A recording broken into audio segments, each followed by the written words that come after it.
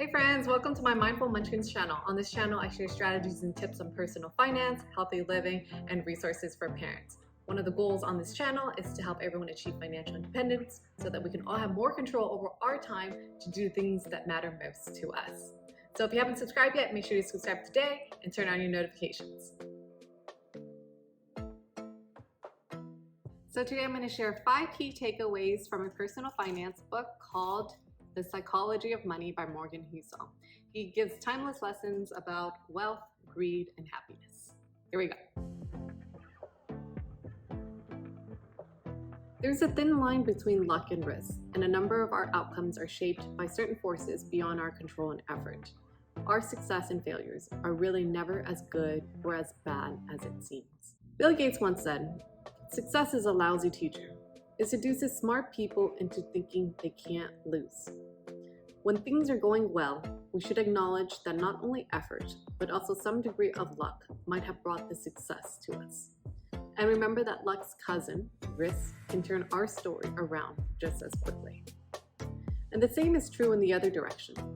Failure can be a lousy teacher because it seduces smart people into thinking their decisions were terrible when sometimes they just reflect the unforgiving realities of risk. So he says the trick with dealing with failure is arranging your financial life in a way that a bad investment here or a missed financial goal there won't wipe you out completely, that you can still hang into the game until the odds are in your favor.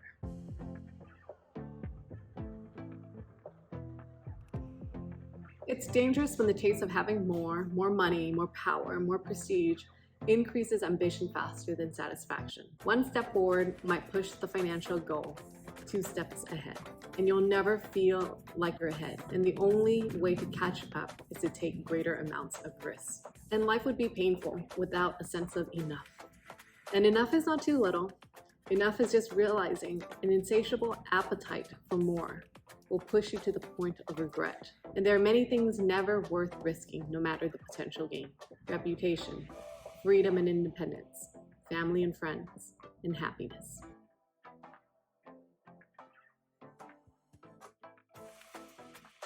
So it says, if you want to become a better investor, the single most important thing is to increase your time horizon. So time is really the most powerful force in investing. Growth is driven by compounding, which always takes time. Take Warren Buffett. He's a phenomenal investor. Thousands of books are dedicated to how he built his fortune. But many don't pay attention to the simple fact that Buffett's fortune isn't due to just being a good investor, but being a good investor since he was a child.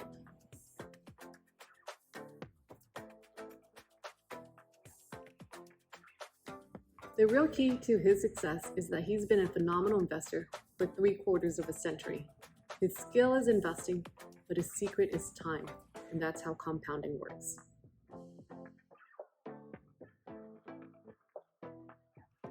So this is from my favorite chapter in the book called Freedom. The ability to do what you want, when you want, with whom you want, for as long as you want, pays the highest dividend in finance.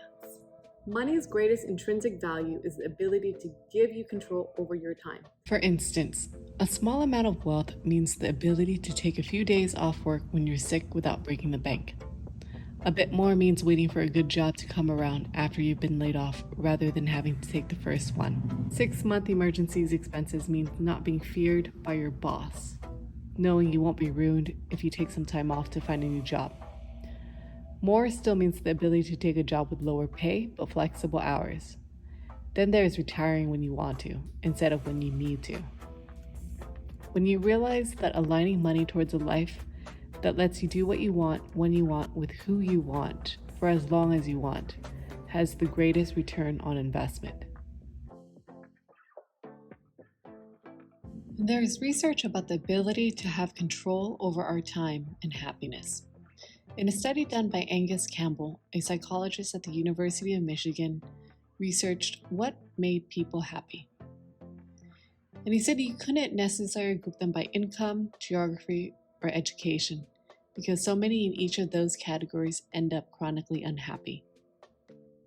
The common denominator of happiness was simple: Having a strong sense of controlling one's life is a more dependable predictor of positive feeling of well-being than any of the objective conditions of life we have considered. More than your salary, more than the size of your house, more than the procedure of your income. Control over doing what you want, when you want to, with the people you want to, is a variable that makes people happy.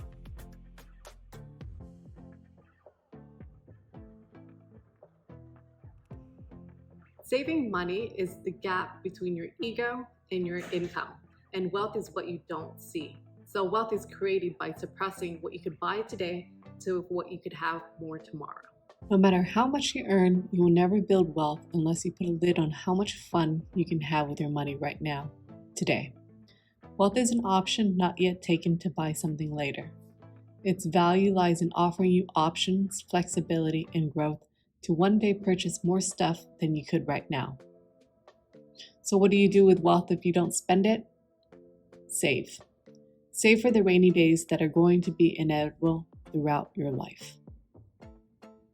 I'll be sharing more content on money and personal finance. Let me know if you found this useful. Thank you. Please make sure to comment, like, and subscribe.